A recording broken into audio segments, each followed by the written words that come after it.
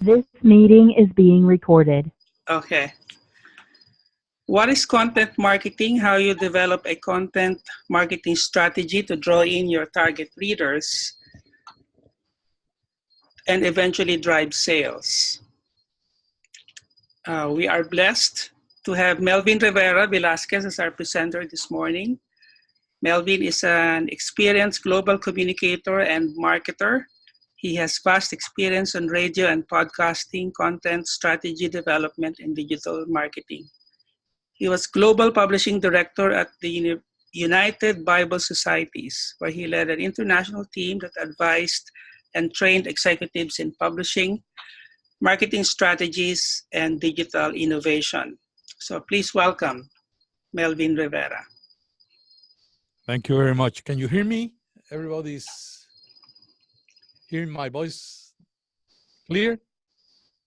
If somebody's not hearing clearly, please let me know so I can move closer to the microphone. Well, it's a pleasure to be with you this day. My name is Melvin, as Ramon told you. I have a relation with the media very close because I became a Christian working on a radio station. Then I moved to the printing page as director of the Puerto Rico Bible Society, then director for publishing for the Americas Bible Societies, and then the last 6 years I was global director of publishing.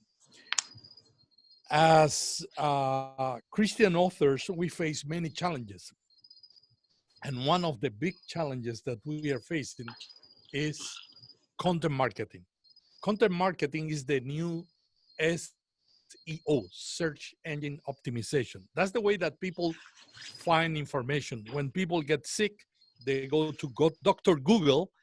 And if you have a website that is good with search engine optimization that has been optimized, people find you. And content marketing is becoming the new SEO. What is content marketing? It's related to trust. Trust is the key of content marketing. People doesn't follow you or read you because you are a good guy or a good person. They follow you, they read, they buy your books because they have trust. They use the service of your publishing company or they buy the book of your publishing company because they have trust. And trust has become the most important thing to gain on this. The marketing of the past was related to advertising.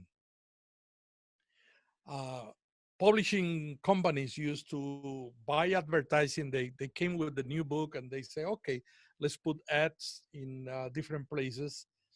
And then people will know about the product and people will buy the product. Well, that's the old way to do marketing. Today's marketing is being in the media, consumed by the target audience, solve their problems, tell story, and win trust. That's the big change. My background is in, I have an MBA and concentration in marketing. The last 3 years, I have been relearning marketing because marketing has changed so much that now people don't pay attention to radio ads. They don't pay attention to TV ads.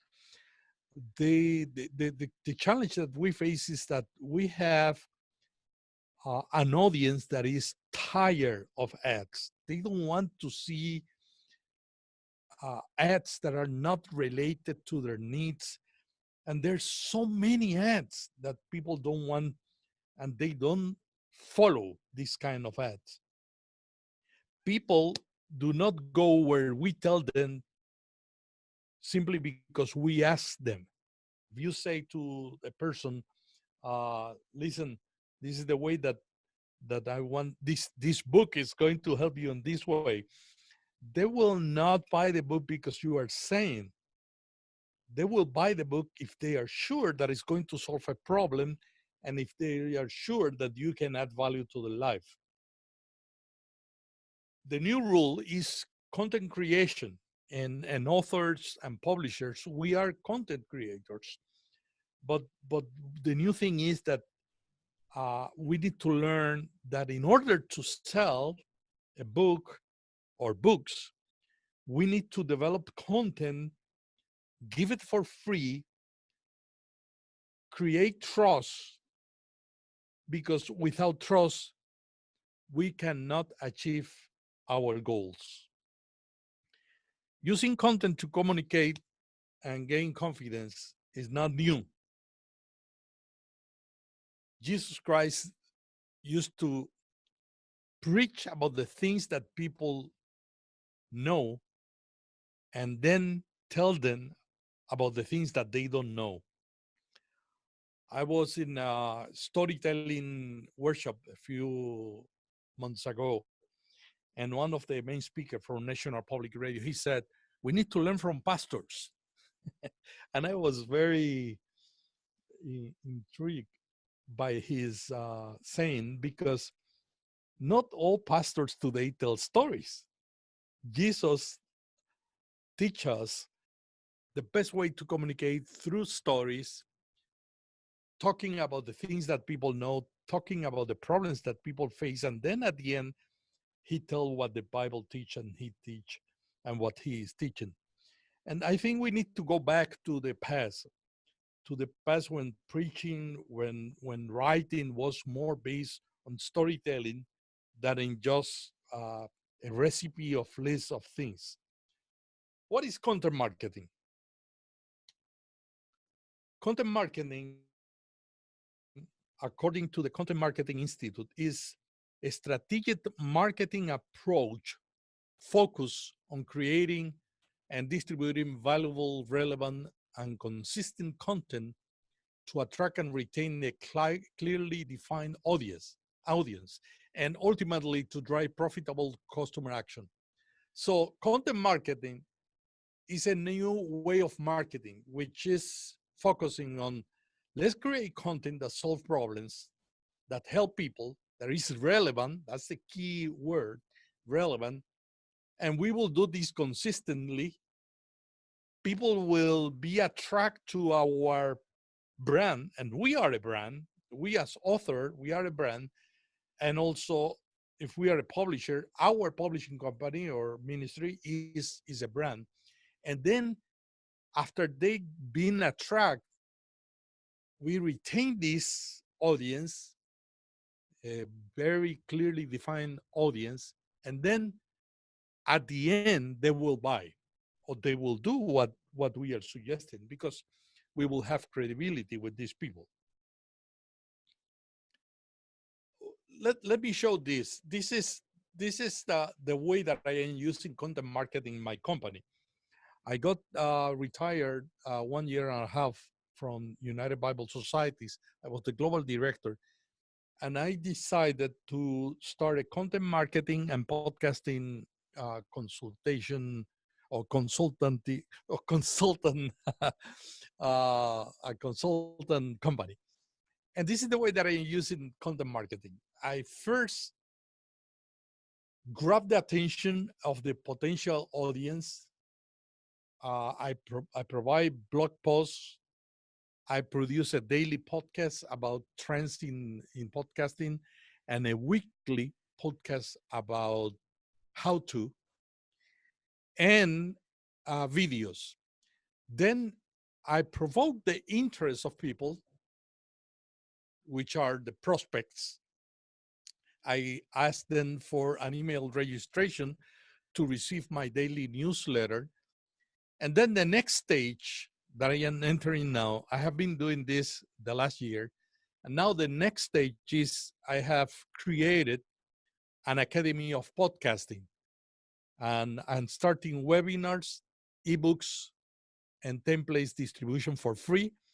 And then people that has been listening my podcast for 1 year, that have been reading my blogs from 1 year, Now they will receive webinars, they will receive free ebooks and templates.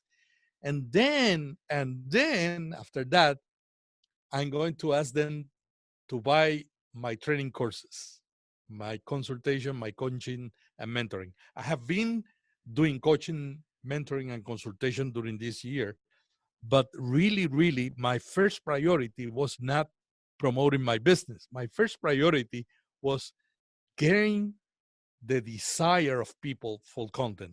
So what I did was the following. I created a Facebook group, a private Facebook group that now have 1,100 people. And I called this Facebook group Question About Podcasting. Why? Because I want to know what are the pains of people, what are the things that they need. The community try to, usually the community looks to help other members of the community. But at the end, when I see a question that is continuously being shown on this Facebook group, I create a podcast answering deeply that question. So what I do, after selecting the question, I do research, I interview other podcasters or content marketers, and then after that, I create a script. I produce a podcast, but I don't publish the script. I keep the script, and the script is now going to become an ebook. And all the scripts are going to become a training course. So this is the way that I am using content marketing. First, attention, then I create interest, then the desire, and the action is what I hope that people are going to do in the next months, which is registering for the training courses and the consultation and coaching and mentoring. Trust is the filter that we all use to make decisions. We don't buy anything without looking reviews, without listening to our friends. The way that blogs and podcasts are being read and listened is not because they pay for ads. It's because somebody recommended a podcast or a blog and to his friends, and the friends say, okay, I want to read that blog or to listen to that podcast. Trust is the filter, and we need to, the big challenge that we have as author of books and publishers is to gain trust. The big challenge that we face is that as Christians, authors, and publishers, we need to understand that we live in a very special time. The church is facing a lack of trust. The people, the new generation, they're spiritual, but they have seen so many mistakes and problems from pastors, from priests, that they don't believe in the church leaders. On the other hand, they are spiritual and they know that they have special needs. So how can we face that? In the past, most of the books, most of the websites, most of the things that we publish was all about us. And still this is the challenge that we see in church websites. It's all about us. We share content to socialize. We were disconnected with digital channels, and usually at churches they distribute content based on campaigns.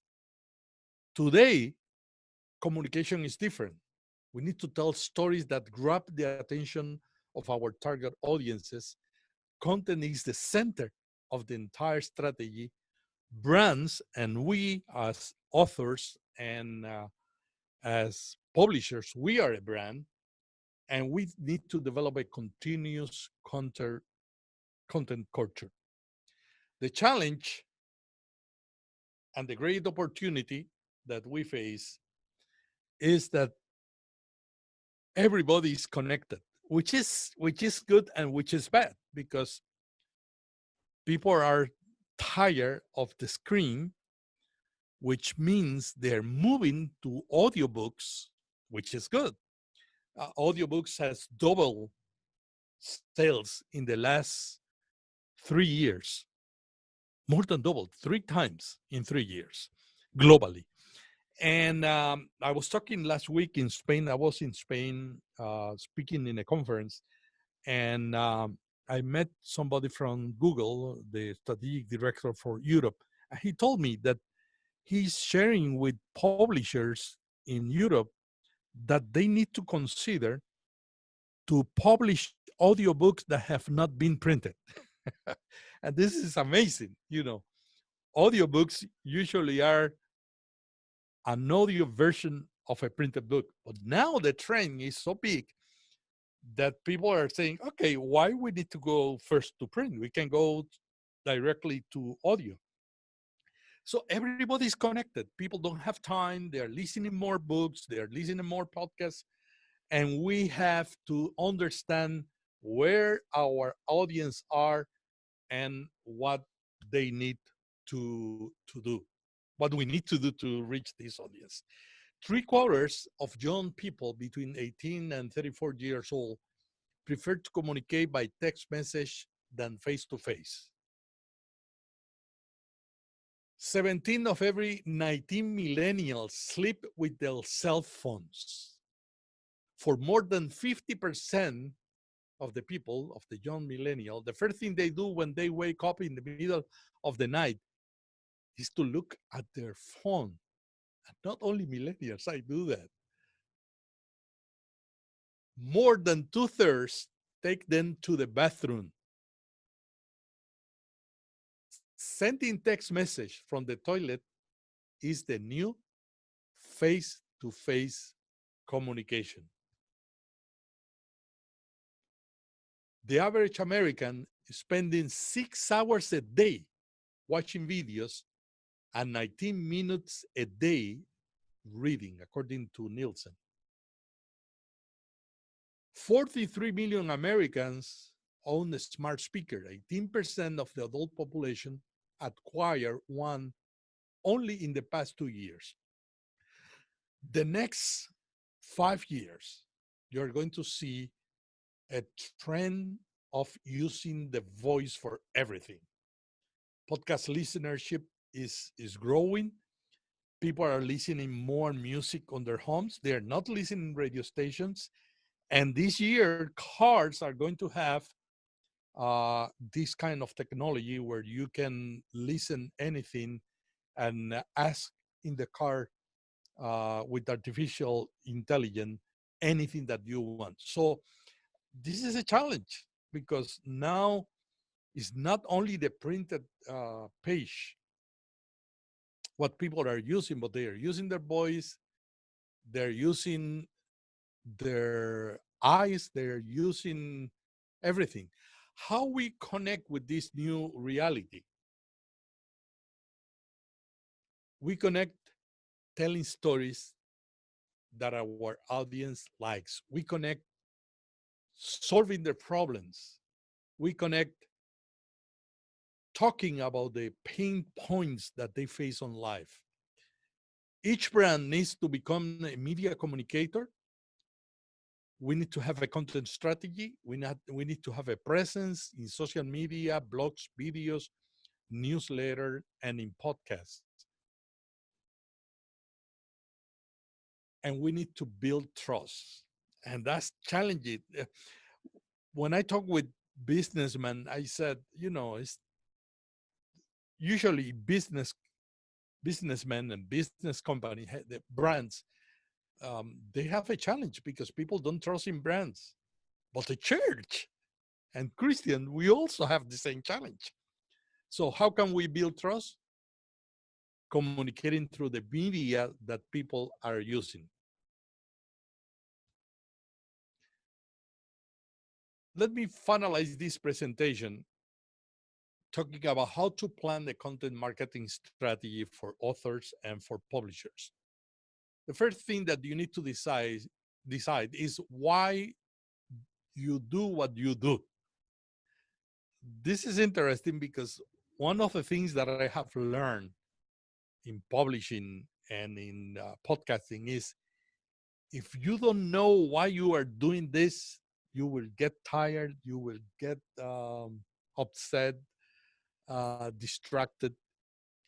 If you know the why, the how, the when will be solved. Usually people focus too much on the how when the most important thing is the why I am doing what I am doing. And this is the first thing that you need to develop.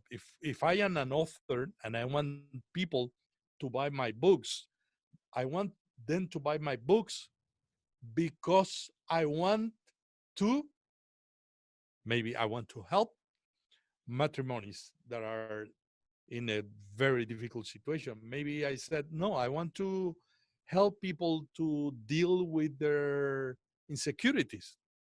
I want to help the family. I want to help the society to change this society in a new society. The why is the key thing that you need to know. Then you need to define the mission. If you do your work just because you want to be famous, you want to be popular, that's not the mission. The vision is what you want to accomplish with what you do. And then you need to describe the profile of the target audience. And this is more the demographic. One of the things that I learned in marketing is that in the old marketing, people used to define the audience by only demographics. But today, the new marketing, the new content marketing, you need to define the problems that they face, what they like, what they dislike, what are the pains that they, because even the pains are important to you to define the content and to define the title of your book. It's more useful when you develop a content that people need, and because people need, they will read it and they will listen to it. The next thing on planning a content marketing strategy is to establish what type of content to develop that will distinguish you. These days, many people are developing content, and maybe you have some experience.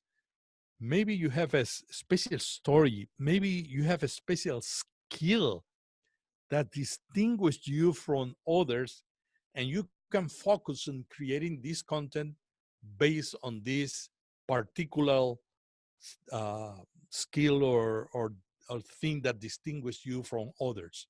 This is important because in a crowded market of offerings, you need to be different. You need to have something special that nobody knows or nobody is offering. Or if they are offering, you are presenting the same content but in a different way. Fifth, you need to identify a why for each channel. In the same way that you define the why for you, why I'm doing this, then if you said, I'm going to have a presence in social media, I'm going to have a blog, I'm going to have a podcast, I'm going to produce videos, why I'm going to use this channel. And the use of the channel is related to where your audience is. There are channels that I am not using because my audience is not there, and there are channels that I am more focused than others because I know that my audience is in that channel. So you need to identify a why for each channel. Plan to recycle content at the beginning, not at the end. As I mentioned before, the origin of all my content is the question that people ask on my Facebook group and also in different places. I am always looking for the question that people are asking. And then I create the script, I produce a podcast, then I produce a blog post, then I going to create ebooks, webinars, and seminars with the same content. That's my strategy. I have planned it like that. But I know a lot of people that don't have a strategy and they trying to recycle content at the end, and that's not useful. I know that the ebooks that I'm going to distribute for free are chapters of my content, of my podcasting training courses. So one chapter is going to be an ebook. One chapter is going to become a free webinar. So people can see, oh, this content is useful. I have trust in Melvin as a speaker, as a mentor, as a consultant. Then after that, they will buy my content or my book. Next is to select content influencers. I am in social media and I have identified all the influencers on my area of content marketing and podcasting. I share their content. I try to establish a relationship with them. They share my content because I share their content. And when they share their content, their audience is becoming to know me and probably is going to become my audience if I add value to their life. So identifying who are the content influencers in the category that you are. If you are in the category of family, who are the content influencers that are on family, and how can you work together to have relationships? The next is to decide on a subscription strategy. The most valuable thing on marketing is not building a strong Facebook group or Instagram or Telegram or WhatsApp. Let me tell you a story. I also publish a blog called My Vegetarian Cuisine, where I publish all the recipes that I have been practicing during the weekend, articles. I have about 500 articles in that website. So I decided uh, last year to promote more my Facebook group. Last year, I did a mistake. I don't know what was the mistake. Facebook never told me what was my mistake, but they canceled my Facebook group called My Vegetarian Cuisine. At that moment, I had 34,000 members in that group. And you know what was my mistake? My mistake was that I never request an email from these people. So Facebook closed my group. They never told me. I wrote and they never said what. I said, I would like to know if I violated any rules so I don't repeat it, but they never told me. They never answered. Lesson that I learned is you need to create an email list. Email is the most powerful tool for an author and for a publisher. And you need to have a subscription strategy. As a matter of fact, I started the group again, and now I have 35,000 members in the group because healthy eating is a trend right now. So build your subscription strategy. That you can create a Facebook, an email list, a newsletter for free. I use a company called MailerLite, and it's free until you achieve 1,000 subscribers. So you can have this um, emailer list service in your website. People register, and when you have 1,000 subscribers, then they charge you. Yeah, it's a European company, very good company. There are many others, but whatever you use is not important. The important thing is you need to have a subscription strategy where you can get the email of people and you can contact them because you cannot rely in the the social media. And the last 2 points on the content marketing strategy development is use the media preferred by the target audience. Don't use, if your audience is not in one place, don't use that place. Use the ones that they use.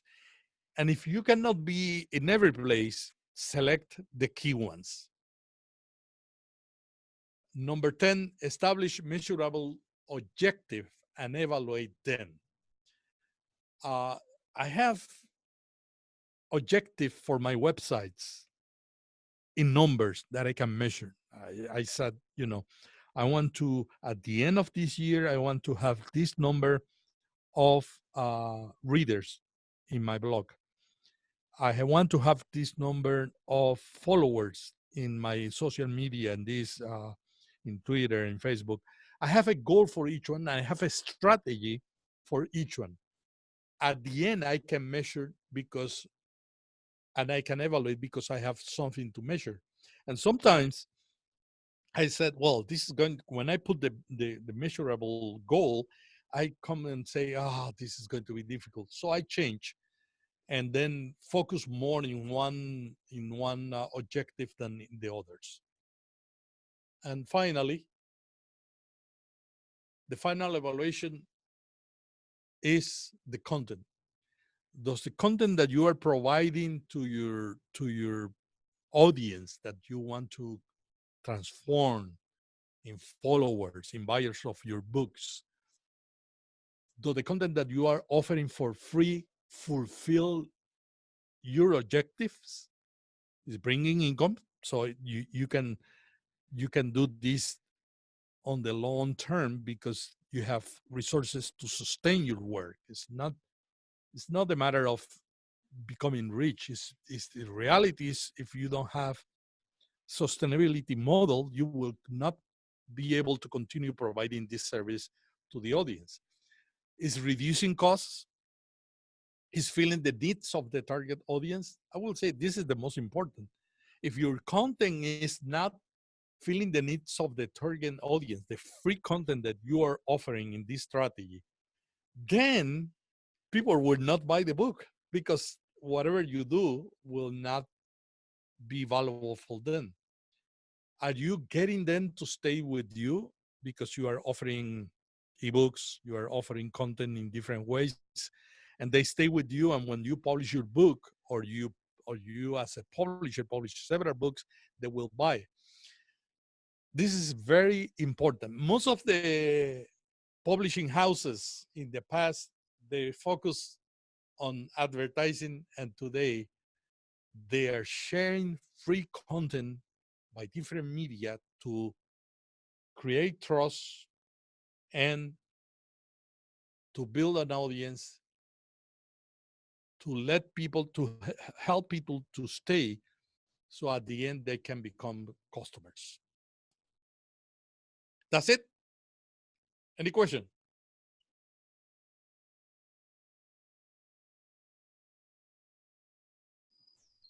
Thank you so much, Melvin.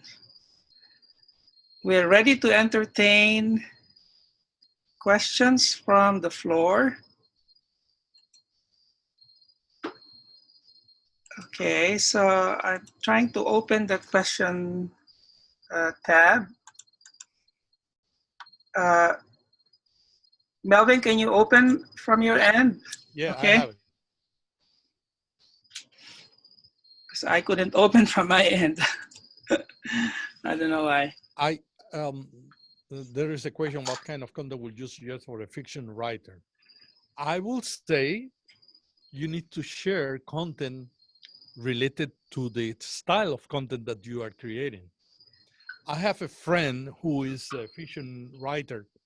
He's producing a podcast in Mexico, and he's creating content that he is offering for free. And there is another person in the United States that produced a podcast called Lore. He used to sell books, fiction books, in Amazon, ebooks. And then he found sales are coming down. So he produced a podcast, and now his podcast, Lore, has become a popular podcast. He's selling more ebooks, and now uh, one of the, I think it was Amazon Video, contract him and is going to take his podcast and his fiction books into a TV series. So I will say go write short stories on fiction, share on a blog, on podcasts, on whatever, and then use that content to build a more dense content. Thank you. Go to the next. How do you increase readership of your blog? I will say blogging is becoming crowded. There are so many blogs that I believe you need to find people wherever they are. One of the things that I shared with people is more and more people, less and less people are reading. Uh, more and more people are looking for videos. All depends of the age, because the millennials, they don't read. They see videos and they listen audio. Busy people who are working are moving also to video and audio. But there are people reading blogs. The thing is where these people are. I will say first, make sure that the content that you are developing is a content that is high quality, that is solving problems. Second, make sure you have a strategy of search engine optimization, so Google can find your content. And there are many theories how big an article should be. I will say consider search engine optimization when you develop the content. They go to Dr. Google, they find your articles, and then try to find where these people are. If these people are in the Facebook group, go to the Facebook group and share your content if they allow you to do that. Next, okay, recycling content at the beginning, not at the end. What I was trying to say is plan to recycle the content. It's not that you recycle the content at the beginning. It's when you develop your strategy and say, okay, I'm going to write a book, how I'm going to start sharing content that create interest in people, that grab the attention and that convert the people. So when I finalize my book, they buy the book. So I can create, I will create a map and I say, okay, my final goal is this book, and I will create chapters, and I will get part of a chapter and share as a blog. Michael, or what is his name? The former CEO of Thomas Nelson, Michael Hyatt. He wrote a bestseller book that is still being a bestseller book in Amazon. And the way that he did it is he published it as different articles on his blog. And then he went, I believe he went to a vacation to a special place where he can focus. He took all the articles and he built a book. So that's what I'm saying. If you create the content with the final end on mind, then it will be easier at the end to convert all this individual content in whatever your final goal is. Okay, I believe I have answered all the questions. Okay. Are you able to open the chat? Okay, let me check. Chat, chat, chat. Okay, the chat.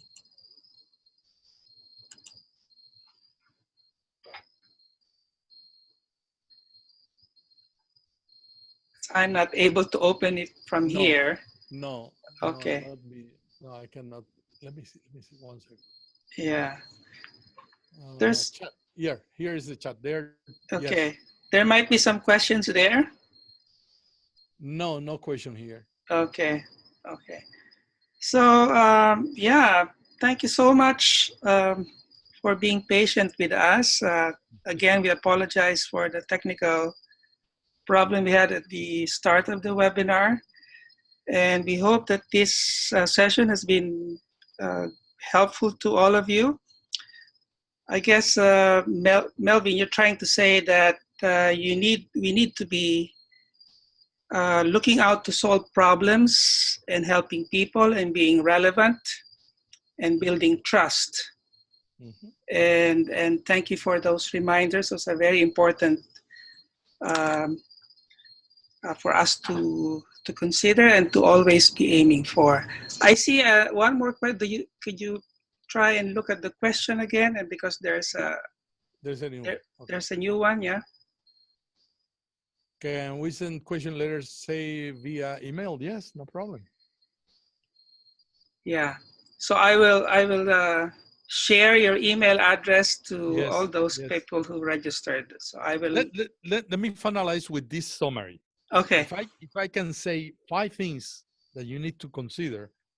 First, go beyond conventional segmentation to communicate directly and in a relevant way. So when you think of your audience, don't think about demographic only. Plan to achieve objective. Third, build trust. Fourth, solve your target audience problems and frustration. And this is key. When you solve their problems and frustration, they listen to you. And finally, be relevant, useful, findable, shareable, creative, and fun. Thank you very much. Thank you, Melvin. Thank you so much. Thank you for your time, and thank you for sharing your expertise with us. Thank you. Okay, so we would, as MAI, we would like to appreciate your prayers for Lit World 2018 that's happening on October 28 to November 2 in Singapore.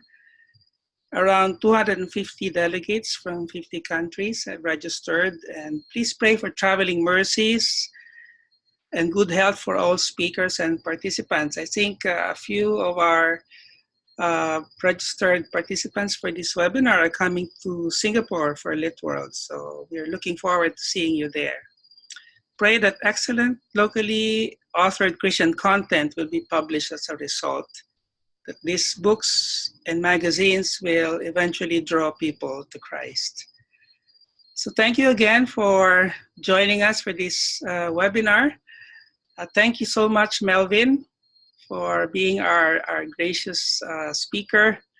And thank you for the content that you've shared and your time and expertise. Thank you again for all the participants, and thank you for your patience. Goodbye for now, and God bless you all. Bye-bye.